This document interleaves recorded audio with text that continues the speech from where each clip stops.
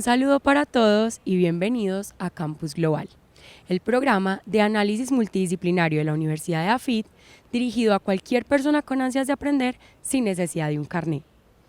El tema del día de hoy es el conflicto económico actual entre China y Estados Unidos. Y estos son nuestros invitados.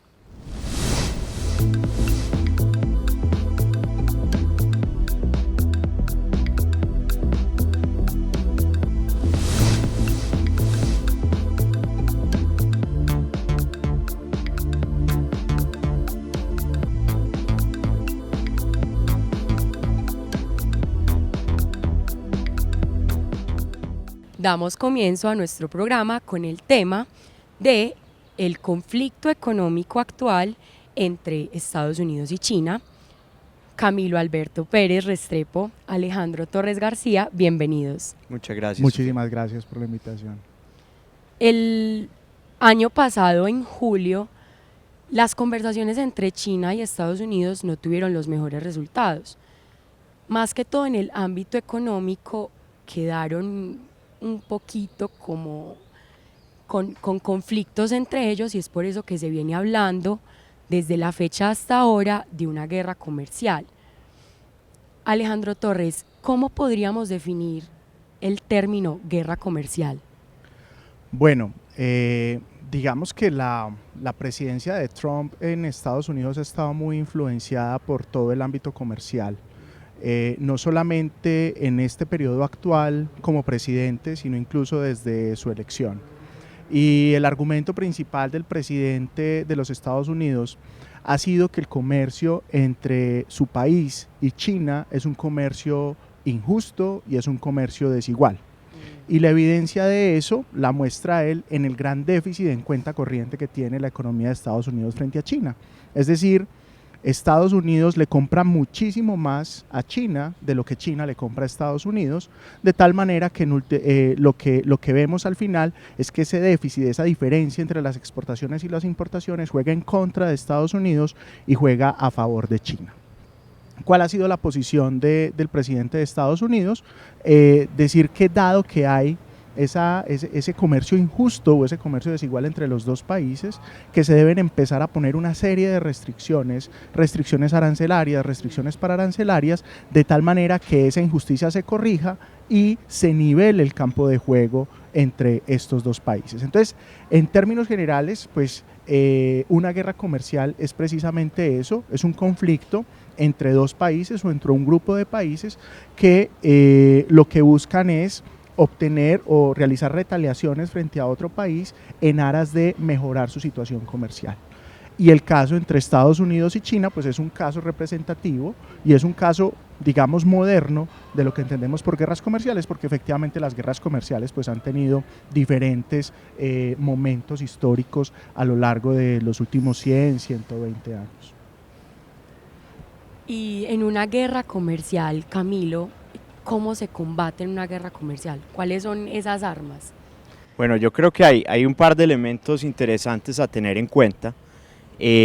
Uno de ellos es que precisamente se habla de este conflicto comercial, de esta guerra comercial, en la medida que se está dando por fuera del sistema de la Organización Mundial del Comercio.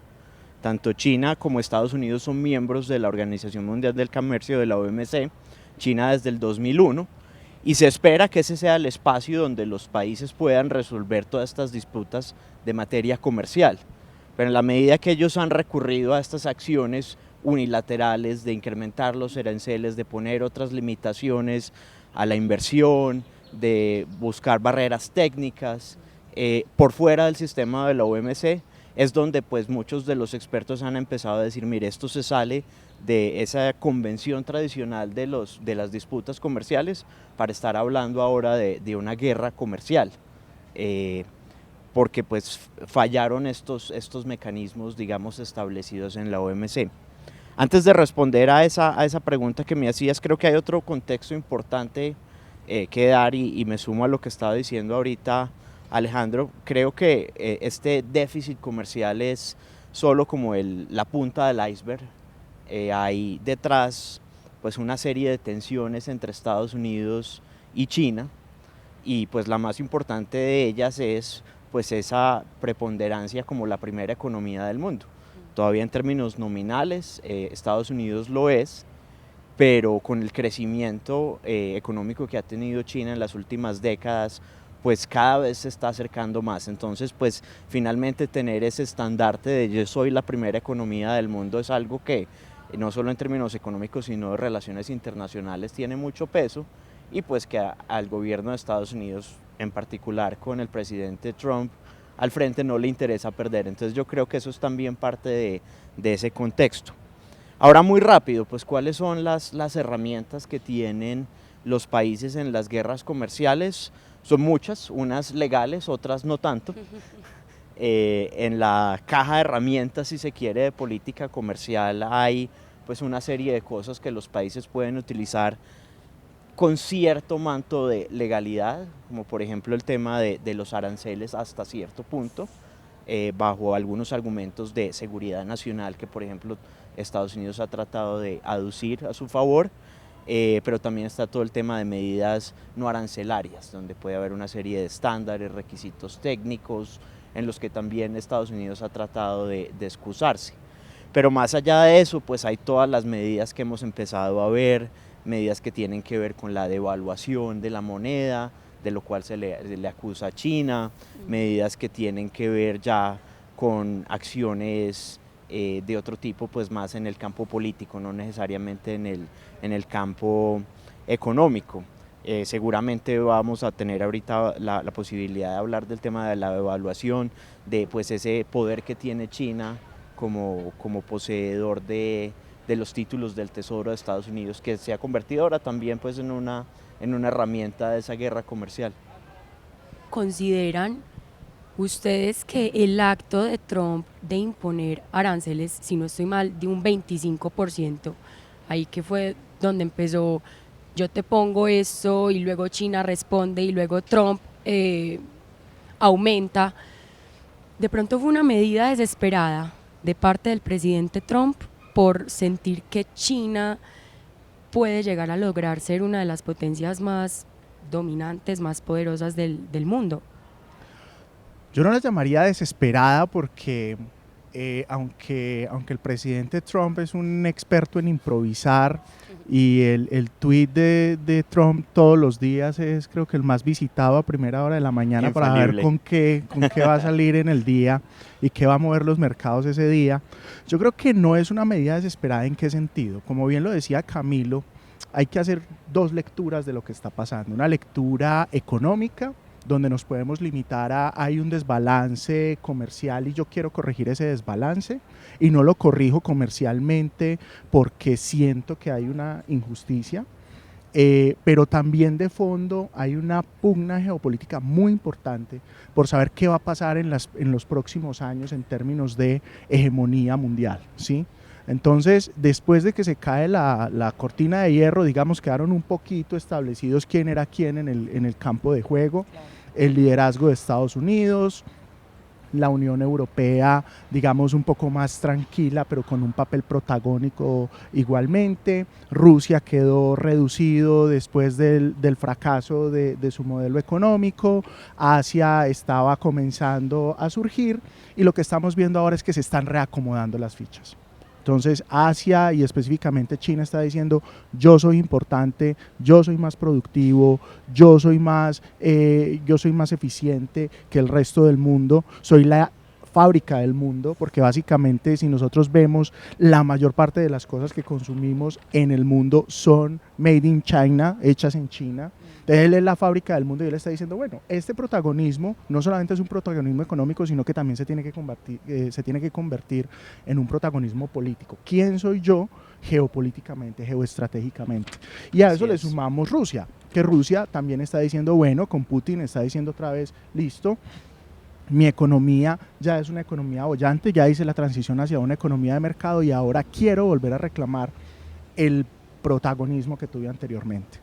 Entonces yo diría que no es una medida desesperada, sino que está calculada específicamente para tratar de contener un poco el auge de China. China es un país que creció vía exportaciones. el mercado interno chino, a pesar de ser un mercado grandísimo, no es el centro ni el motor del crecimiento de la economía china, sino que es el mercado extranjero. Entonces lo que dice Trump es, bueno, una forma de paliar un poco esa gran expansión económica de China es poner aranceles. ¿Bajo qué excusas, bajo qué pretextos? Pues uno puede encontrar algunas más válidas que las otras, pero en términos generales, como lo decía Camilo, salen de lo que uno pensaría son los estándares comerciales que promueve la OMC. Entonces, primero dice, yo contengo por este lado, pero detrás de eso lo que estoy tratando es de renegociar y de contener esa expansión china para que China no tome ese protagonismo que potencialmente podría tener a futuro. ¿Qué va a pasar y cómo se va a ir escalando la guerra comercial que tenemos? Pues eso hace parte de las incertidumbres que se han tenido. Como lo mencionabas hace un momento, cuando Trump llega al poder, que llega al poder precisamente en gran medida porque promete eso a los estadounidenses, y eso es algo muy importante para el pueblo norteamericano, es que los chinos nos están quitando el empleo, es que los chinos están haciendo que nuestras empresas se vayan de los Estados Unidos y se vayan para China. Entonces yo quiero volver a recuperar esto. Entonces cuando llega él al poder empieza a poner estos aranceles. Y la reacción de China, para sorpresa de muchos, no fue decir, listo, venga, negociemos de una manera fácil, usted negocia duro, yo le hago concesiones, sino que dijo, perfecto, entonces empecemos a negociar como lo que somos, dos países con mucha fuerza y que vamos a hacer temblar el mundo. Y efectivamente eso es lo que se ha venido ocurriendo. Ya se pusieron aranceles al acero, aranceles al aluminio, después se vino toda la guerra tecnológica que estamos viendo en este momento con las sanciones a Huawei, que detrás de eso no es una sanción por un dispositivo, no es una sanción por un teléfono celular, es una sanción por lo que va a ser el próximo paso tecnológico que va a dominar el escenario mundial durante muchos años, que es toda la tecnología 5G. Y entonces la guerra comercial es solamente una parte más de todo este aparataje que está utilizando Estados Unidos para mantener, digamos, un poco el orden que está establecido desde finales de los 80 con la caída de la Unión Soviética. ¿Qué opina usted, Camilo? Sí, totalmente de acuerdo. Creo que hay dos elementos de lo que acaba de mencionar Alejandro que hay que destacar, y el primero de ellos es precisamente, es una competencia que va más allá de tener un déficit comercial, es una competencia por esa dominación tecnológica. Sin duda, Estados Unidos pues se siente amenazado por estos desarrollos de China con la 5G, y una de las mayores evidencias, y también respondiendo a esa pregunta que nos hacías ahorita, es si uno mira la lista de sectores en los que se impusieron aranceles en esa primera tanda, están todos muy alineados con un programa industrial que tiene China que se llama Fabricado China en China 2025 y que apunta precisamente al fortalecimiento de estos sectores tecnológicos. Y de tecnología artificial también. Así es, de inteligencia artificial. Entonces uno ahí puede decir, mire, no es una medida que se haya tomado a la ligera, no. Trump escogió y su administración escogió muy bien a qué productos ponerle aranceles, porque sabe que esos son los que no solo van a afectar ese presente, sino esos planes de industrialización de China hacia futuro, o de renovación de su estructura industrial. Entonces ese es un tema pues clave dentro de ese juego geopolítico. Y el otro pues es que finalmente en su historia Estados Unidos estas guerras comerciales le habían servido, o estas amenazas de guerra comerciales le habían servido. Lo hizo con Japón en los 90, lo hizo el año pasado con Corea del Sur, y de pronto ahí sí hubo una falta de cálculo por parte de Estados Unidos en esperar que China también iba pues a darles muchas concesiones, y claramente no ocurrió. Claro, y que iba a responder, porque China tiene todo el poder para hacerlo. Ahora bien, si nos ponemos a ver, ya han habido muchos afectados por esta guerra comercial entre estas dos grandes potencias. Por ejemplo, la bolsa de Wall Street ha tenido una de sus más grandes caídas en el año, y también las bolsas asiáticas. Además del tema del que hablaban ahorita, que ustedes lo mencionaron, el de Huawei, una empresa que se ve muy afectada pues por el tema de las próximas actualizaciones, que entonces ya los celulares no van a tener el mismo y el mejor funcionamiento. Aparte de todos estos afectados que se han visto mucho en los medios, ¿qué otros afectados directamente pueden haber? ¿Serán solamente estas dos potencias o Claramente no. con los demás? No, definitivamente no. Realmente lo que estamos viendo es que en esta disputa entre las dos grandes economías del mundo, Estados Unidos y China, lo que se está poniendo en juego es la estabilidad mundial. Y no solamente en los términos geopolíticos, sino también en términos económicos. Entonces, si nosotros vamos haciendo un poco la recapitulación de lo que ocurrió, Estados Unidos comenzó a imponer restricciones a China, y en paralelo lo que hizo fue desarrollar un sistema de incentivos internos para que la economía de Estados Unidos no sufriera tanto con ese choque. Empezó a condicionar ciertas empresas a que tenían que regresar a los Estados Unidos, algunas empresas automotrices, algunas empresas tecnológicas. Además de eso, hizo una reforma tributaria, una reforma impositiva muy fuerte que favoreció la inversión privada como un mecanismo para incentivar la producción y que la economía norteamericana volviese a crecer. Y además de eso también incurrió en una serie de déficits fiscales importantes para impulsar la economía vía gasto público. Entonces lo que vimos era que en medio de esta guerra, cuando esta guerra se estaba cocinando, pues el mundo tenía incertidumbre, pero Estados Unidos estaba creciendo de una manera impresionante. Alcanzamos en este momento la tasa de desempleo de Estados Unidos está por debajo del 4%. Es una tasa de desempleo mínima para una economía como la norteamericana, que es una economía gigante, lo que los economistas llamamos pleno empleo. Y entonces en ese campo de juego, pues los inversionistas estaban viendo una batalla, pero no se preocupaban mucho porque la economía de Estados Unidos no se estaba viendo resentida. Los indicadores no se veían resentidos por esa disputa comercial. De hecho, la bolsa de valores y las bolsas de valores a nivel mundial tuvieron unos rallies impresionantes, unos ascensos muy fuertes que de cierta manera demarcaban ese optimismo que decía, bueno, pues sí, hay una guerra comercial, pero las cosas todavía no están complejas. ¿Qué es lo que estamos viendo ahora? Que se ha prolongado mucho, que cada vez hay menos claridad de hacia dónde se va. Camilo lo mencionaba hace un rato, pues estábamos hablando de una guerra comercial de yo pongo aranceles, Estados Unidos le pone aranceles a China, China le pone aranceles a productos de Estados Unidos, pero ahora China ya hizo una primera jugada que fue devaluar su moneda. Y eso ya da paso de una guerra comercial a lo que llamamos una guerra de divisas.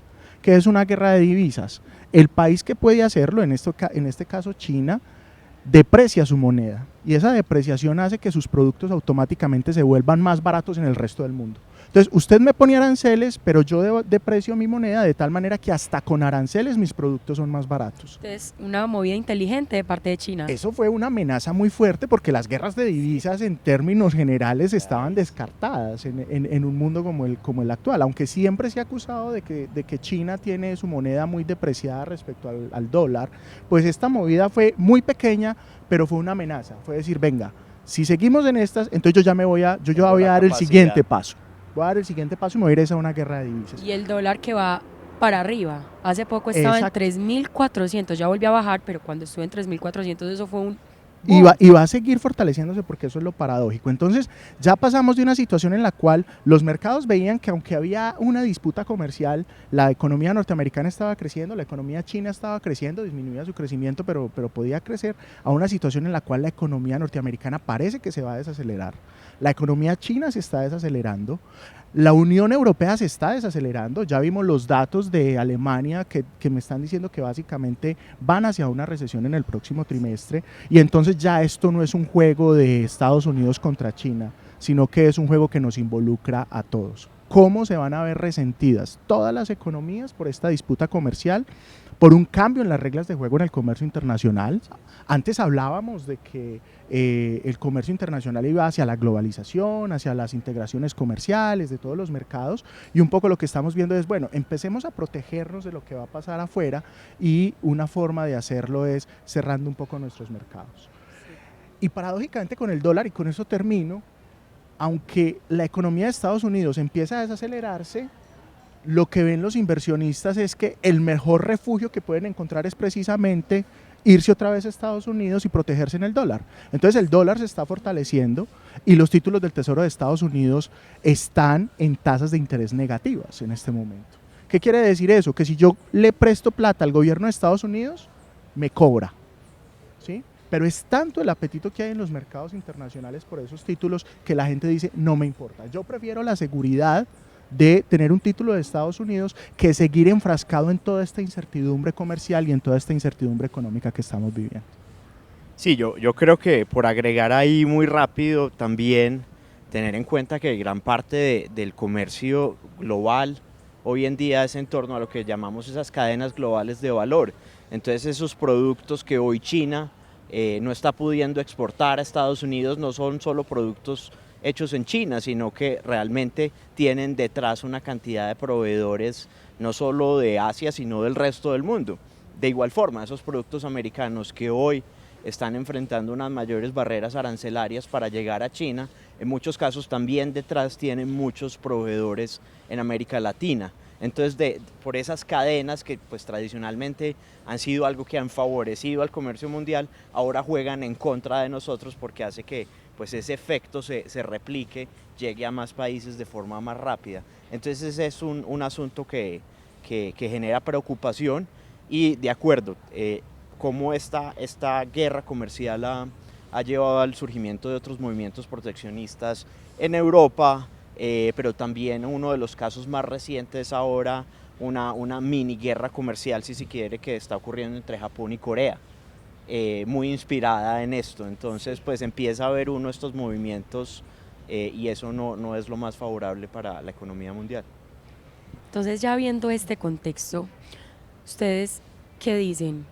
¿En una guerra comercial hay ganadores o definitivamente todos pierden? En términos económicos, uno podría pensar que todos son perdedores, porque el comercio internacional ha demostrado ser un motor muy importante de crecimiento económico, porque los esfuerzos que se dieron en los últimos 20 o 30 años por la globalización, lo que buscaban era precisamente esa integración comercial donde todo el mundo ganara, no solamente porque países como Colombia, por ejemplo, podían acceder a más mercados, a una mayor cantidad de personas con unos ingresos importantes a consumir sus productos, sino además también porque esa integración comercial generó esta nueva ola de producción vía cadenas de valor que mencionaba Camilo. Entonces, el caso más emblemático, el caso más común es, por ejemplo, cómo se hace un avión. Un avión se hace en muchísimos países, se ensambla en un país, pero detrás de la producción de un avión hay muchos países que están participando. Entonces, el mundo venía moviéndose en una dirección muy de integración comercial, pero lo que estamos viendo en este momento es que de pronto vamos a dar un paso atrás y vamos a empezar a seleccionar mejor con quiénes nos integramos comercialmente y a quiénes empezamos a repeler. Esa herramienta que de cierta manera ya se había dado por descartada, lo que hizo Trump fue legitimarla y decir, venga, yo puedo volver a hacer guerras comerciales y me puedo devolver a las estructuras proteccionistas que caracterizaron el comercio internacional en los 20, en los 30, en los 50. ¿Sí? Entonces, ganadores no hay en la agenda económica. Creo que todos vamos a ser perdedores directa o indirectamente. Ahora, volviendo otra vez a ese otro contexto político, pues lo que uno podría pensar es que esta guerra comercial lo que le está dando es un aire a Estados Unidos para de cierta manera sofocar el crecimiento de la economía china y digamos de cierta manera garantizar un poco más su hegemonía mundial.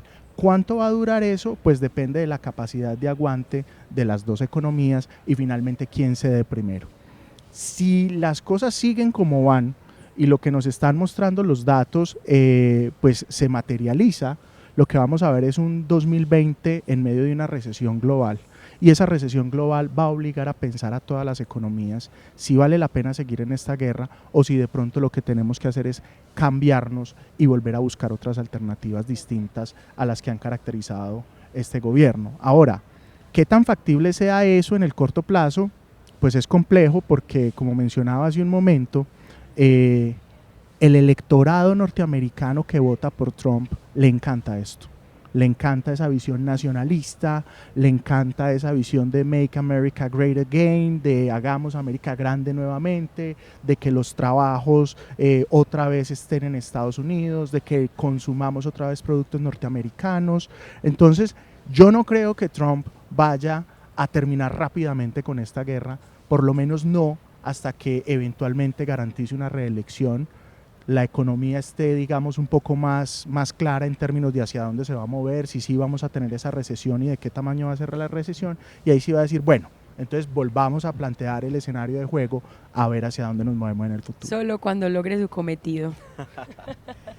Sí, no, totalmente de acuerdo. En el campo económico definitivamente no hay ganadores. El problema con las guerras comerciales, como muchos lo han dicho, es que sabemos cuándo empiezan, pero no cuándo terminan. Del lado de Estados Unidos, efectivamente, el elemento de ese interés de Trump por ser reelegido, pero del lado de China también hay una serie de intereses que le impiden al gobierno de Xi Jinping poder torcer el brazo, porque bueno, finalmente el gobierno de Xi Jinping fue ratificado el año pasado en el Congreso del Partido Comunista, y es el líder chino que tiene más poder desde la época de los 70. Ninguno de los anteriores jefes de Estado en China en los últimos 20-30 años había tenido tanto poder como tiene Xi Jinping. Entonces él de cierto modo tiene que guardar esa cara de, bueno, ustedes me dan este respaldo, me dan este poder, yo no puedo ceder ante Estados Unidos y pues aceptar muy fácil esas concesiones, por más que esto esté generando un efecto negativo en mi economía.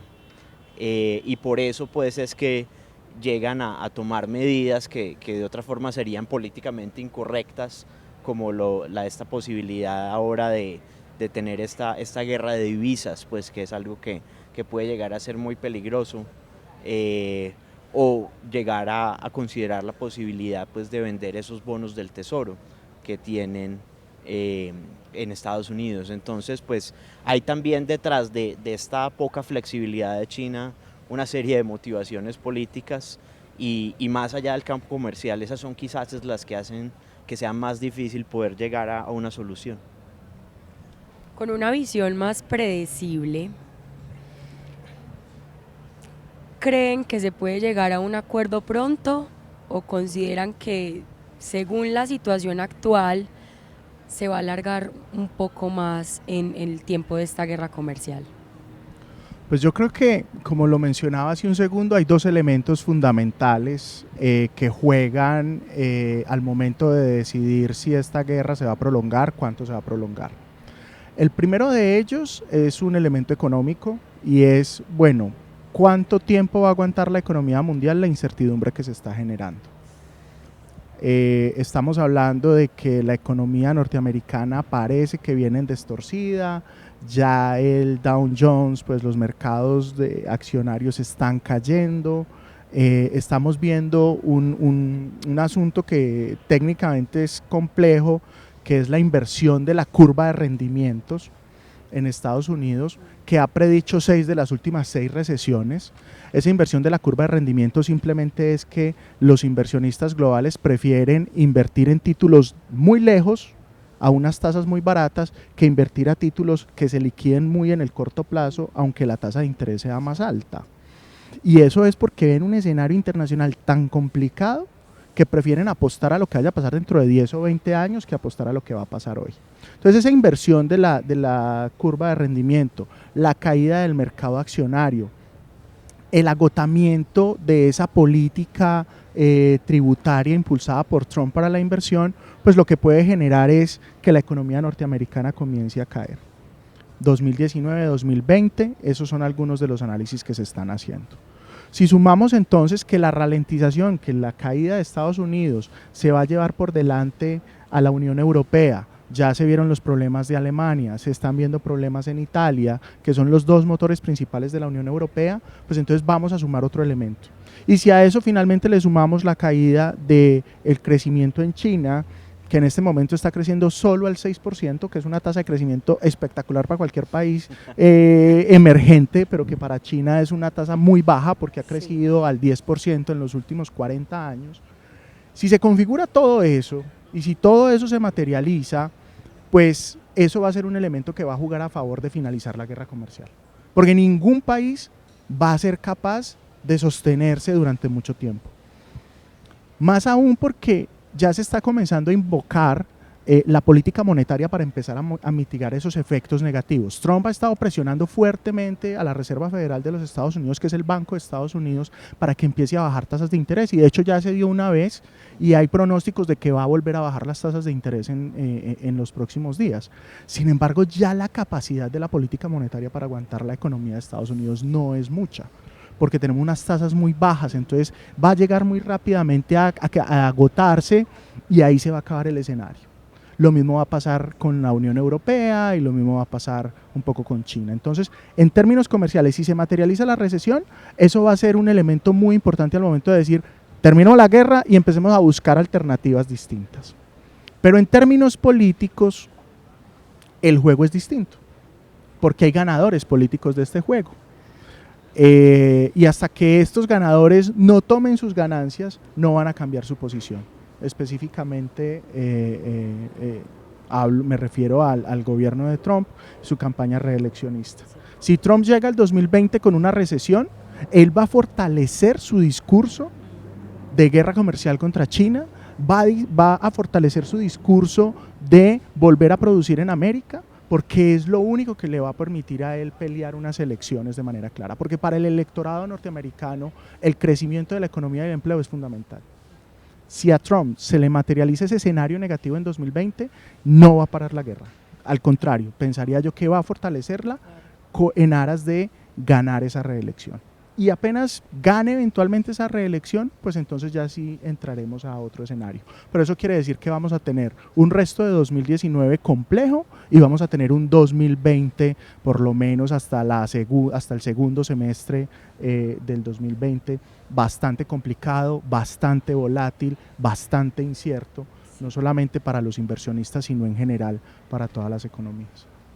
Camilo. Sí, de acuerdo. Yo pienso que ya hemos pasado del campo de las motivaciones económicas a las motivaciones políticas. Sin duda este elemento de la reelección de Trump es lo que va a resultar por ser el elemento determinante.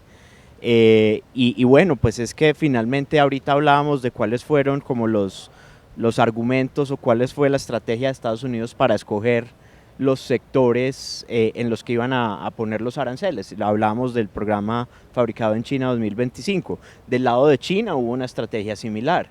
Si uno mira los primeros sectores a los que China le impuso aranceles, son productos que son producidos primordialmente en estados republicanos. Entonces también China le puso ya desde ahí un tinte muy político a esa decisión. Es, listo, usted me va a poner limitaciones, usted me va a poner sanciones, yo lo voy a afectar donde más le duele y es en su electorado. Entonces vemos que pues ese ya es para mí una de las mayores evidencias que la motivación va más allá de lo comercial.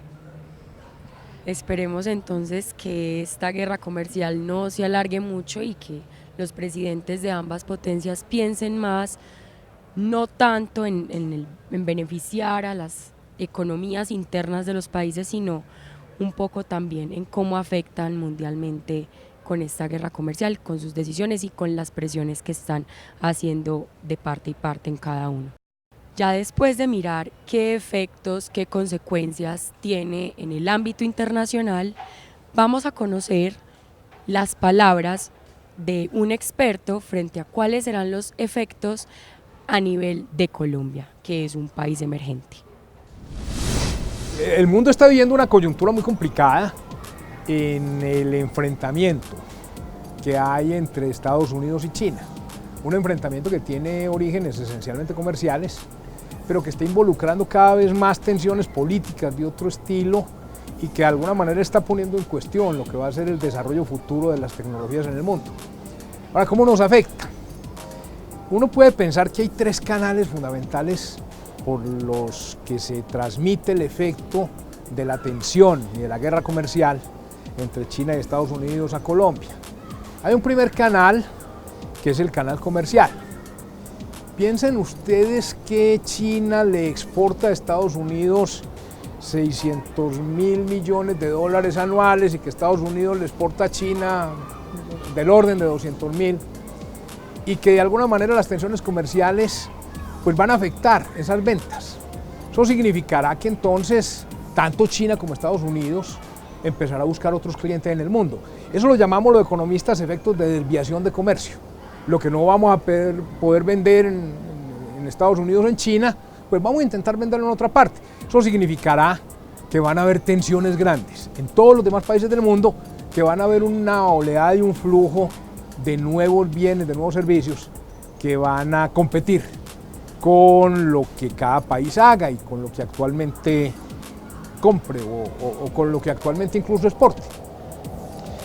De la misma manera que eso es un riesgo, es una oportunidad, porque bueno, si estabas comprando cerca de 600.000 millones y vas a dejar de comprarlos o esas ventas se van a reducir, pues debe haber inmensas oportunidades para otros países.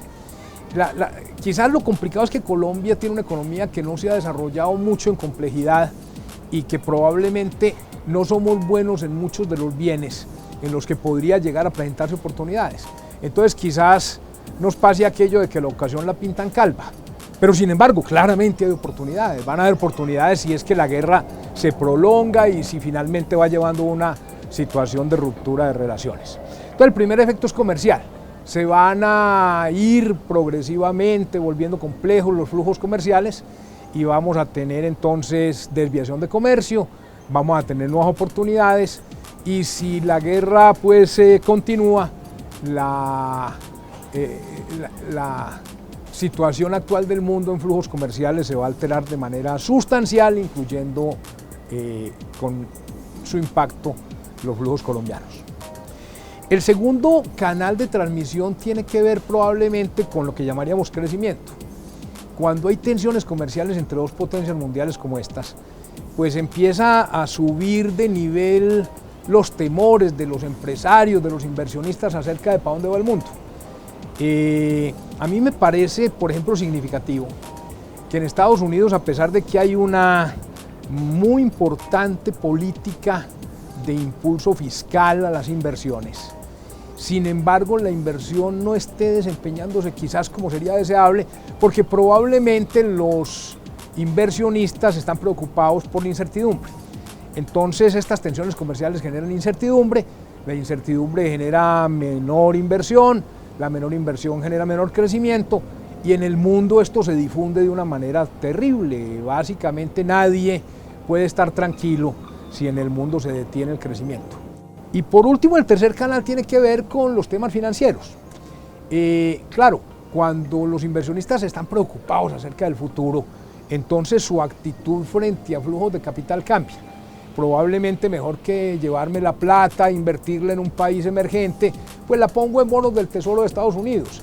Y entonces pasan cosas muy sorprendentes. Las tasas de interés en Estados Unidos de muy largo plazo están muy bajas. Está pasando lo que en el argot financiero se llama la inversión de la curva de rendimientos. Paga menos rentabilidad una inversión de 10 años en bonos del Tesoro de Estados Unidos que una inversión de 3 meses o de 1 o de 2 años.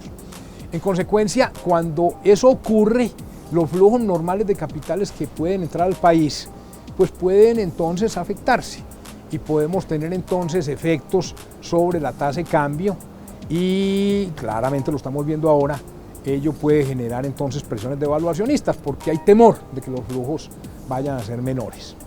Ahora bien, este panorama es muy complejo, pero yo también creo que es importante anotar algo. En la tensión comercial, posiblemente los efectos duros de corto plazo que van a empezar a sentir ambas potencias van a terminar quizás por convencerlos de que es mejor conversar y de que es mejor volver a aproximarse. En particular en Estados Unidos, si empiezan a haber malas noticias acerca del ritmo del crecimiento económico que se puede haber afectado por la tensión con China, es muy probable que el presidente empiece a buscar un acercamiento distinto y que a la vuelta de unos meses podamos observar o esperar que hay una disminución de las tensiones o incluso algún arreglo que puede quizás no ser de grandes temas trascendentales, pero que por lo menos le baje la tensión a una situación que sin duda nos va a afectar a ambos y va a afectar al resto del mundo.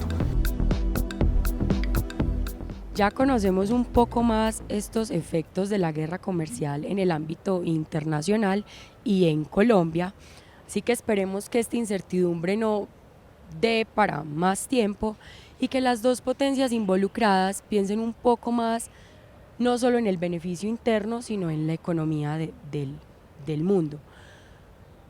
Camilo, Alejandro, muchas gracias por participar de este programa, por brindarnos tanto conocimiento. Muchas gracias, Sofía, por esta invitación. Muchísimas gracias por la invitación. A ustedes, muchas gracias por vernos y espérenos en un próximo programa de Campus Global.